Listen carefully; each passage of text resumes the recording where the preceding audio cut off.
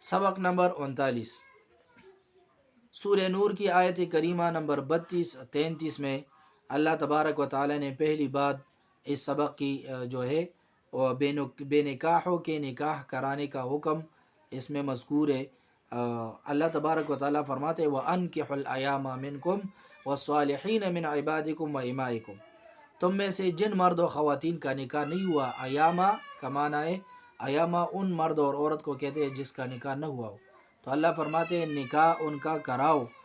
وَالصَّالِحِينَ مِنْ عِبَادِكُمْ، اور تمہارے غلام اور باندیوں سے جو نکاح کے قابل ہو ان کا بھی نکاح کراؤ۔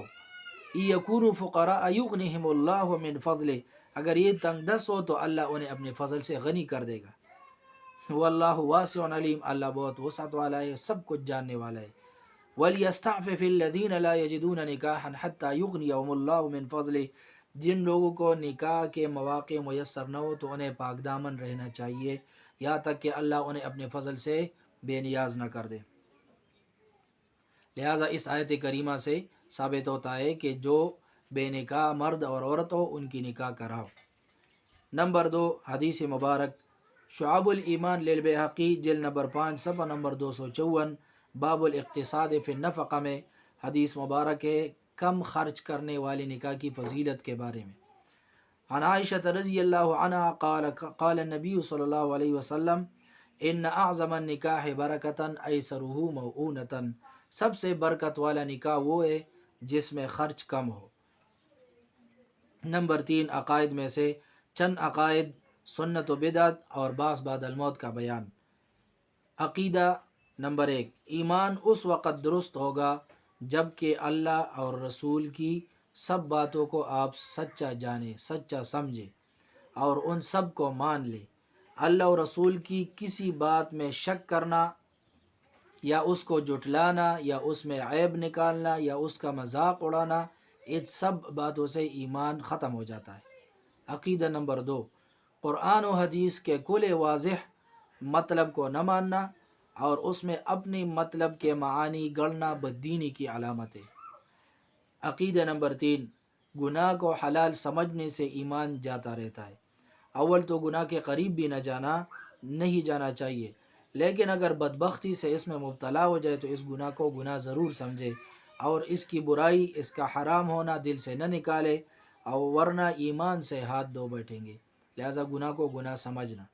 عقیدہ نمبر اسی طرح دوسرا عقیدہ، گناہ چاہے جتنا بڑا ہی کیوں نہ ہو جب تک اس کو برا سمجھتا رہے ایمان نہیں جاتا، البتہ ایمان کمزور ہو جاتا ہے۔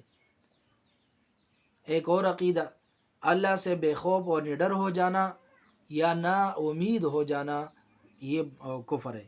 مطلب یہ کہ یہ سمجھ لینا کہ آخرت میں ہر حال میں مجھے بڑے درجات ملیں گے، کوئی پکڑ نہ ہوگی، یہ بھی ٹھیک نہیں ہے۔ یا یہ سمجھنا کہ میری ہرگز کسی طرح بخشش نہ ہوگی، یہ کفر یا غلطی ہے۔ مسلمان کو چاہیے کہ خوف اور امید کے درمیان رہے، الایمان بین الخوف والرجاء۔ اسی طرح کسی سے غیب کی باتیں پوچھنا اور اس پر یقین کر لینا، یہ کفر ہے۔ یہ عقیدہ رکھے کہ غیب کا حال سوائے اللہ کے کوئی نہیں جانتا، البتہ انبیاء کرام کو وحی سے، اولیاء کو کشف سے، الہام سے، اور عام لوگوں کو نشانیوں سے بعض باتیں معلوم ہو جاتی ہیں، لیکن یہ باتیں علم الغیب نہیں بلکہ انباء الغیب، غیب کی خبریں کہلاتی ہیں۔ کسی کا نام لے کر کافر کہنا یا لعنت کرنا بڑا گناہ ہے۔ ہاں یوں کہہ سکتے ہیں کہ ظالموں پر لعنت، جھوٹوں پر اللہ کی لعنت۔ ہاں جن لوگوں کا نام لے کر اللہ اور اللہ کے رسول نے لعنت کی ہے یا ان کے کافر ہونے کی اطلاع دی ہے، ان کو کافر یا ملعون کہنا گناہ نہیں ہے۔ سنت اور بدعت کے حوالے سے چند باتیں۔ حضور صلی اللہ علیہ وسلم کے قول و فعل سے جو چیزیں ثابت ہیں ان کو سنت کہتے ہیں۔ اسی طرح جو کام حضور صلی اللہ علیہ وسلم کے علم میں آیا اور آپ صلی اللہ علیہ وسلم نے منع نہیں فرمایا، اس کو بھی سنت کہتے ہیں۔ اللہ تبارک و تعالیٰ نے اور رسول نے دین کی سب باتیں قرآن اور احادیث مبارکہ میں بندوں کو بتا دی ہے۔ اب ان باتوں کے علاوہ کوئی اور نئی بات دین میں نکالنا درست نہیں۔ ایسی نئی بات کو بدعت کہتے ہیں اور بدعت بہت بڑا گناہ ہے۔ مرنے کے بعد کیا ہوگا، اس کے حوالے سے چند باتیں۔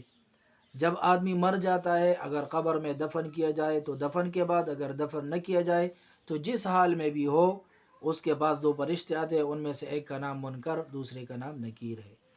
نمبر 4 مسائل میں سے خانگی زندگی کے مسائل اور احکام کے حوالے سے چند مسائل آپ کی خدمت میں پیش کیے جاتے ہیں۔ نکاح کرتے وقت رشتے کا معیار کیا رکھنا چاہیے اور کیا ہونا چاہیے؟ رشتہ کرتے وقت جب نظر مال پر ہوگی، ذات برادری پر ہوگی یا محض حسن و جمال پر ہوگی تو پھر بعد میں جھگڑے بھی ہوں گی، بے برکتی بھی ہوگی، بے سکونی بھی ہوگی۔